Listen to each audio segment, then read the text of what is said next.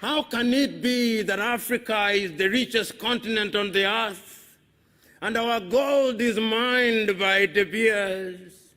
How can it be that Africa is the richest continent on the world and our diamond is produced in South Africa, in Botswana, and Namibia, and in Sierra Leone, and in Liberia, but the price is determined in Antwerp, in Belgium? How can it be?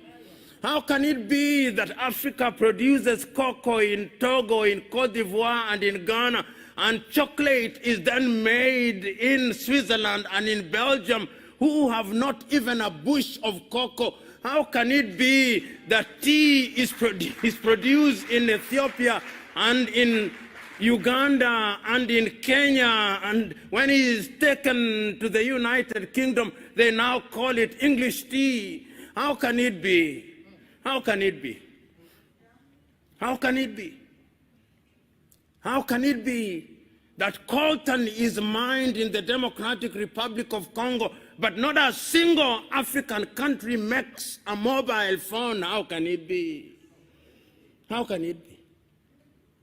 It can only be because we have allowed our minds to be captured. It can only be because we have allowed ourselves to be spiritually confused.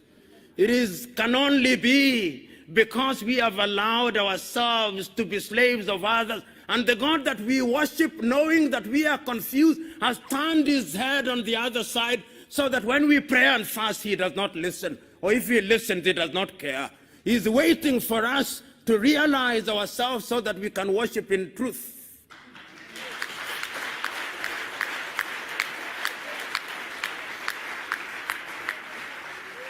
And you know, this is intergenerational. The pains that are being visited upon this generation are out of the sins that were committed by the other generation. It is a time to repent, so that we who have transgressed may say that we have repented, because the future now does not lie in us. The future lies in the young ones. Chinua Achebe was right. These are the young suckers that will grow when the old banana dies. These are the very same upon whose shoulder Africa shall rise. Your duty and my duty is to plant the tree in the knowledge that one generation plants a tree, another generation waters the tree, another generation prunes the tree, another generation enjoys its shade. That is our duty. So this morning, we are not here to say new things. We are only here to remind ourselves that in the beginning there was God, and that God created man, and that man, I suspect, was an African, and that man could not have been anything else but an African. Why I suspect so? Because all creation says that man came from the earth, and as I said, the earth is either black or brown. So in the beginning there was an African, and in the beginning there was a spirit into which that mold was made alive, and that spirit was God. And I suspect that God gave us intelligence, and I suspect that God created Africa where it is in the very middle, because the very middle, the very center is the fulcrum, and that is why I suspect Africa is where it is, enjoying not too much cold, enjoying not too much sun. It is in the middle. It is indeed life measures as it should be measured. And that is why I suspect in his divine wisdom he put all the minerals in Africa.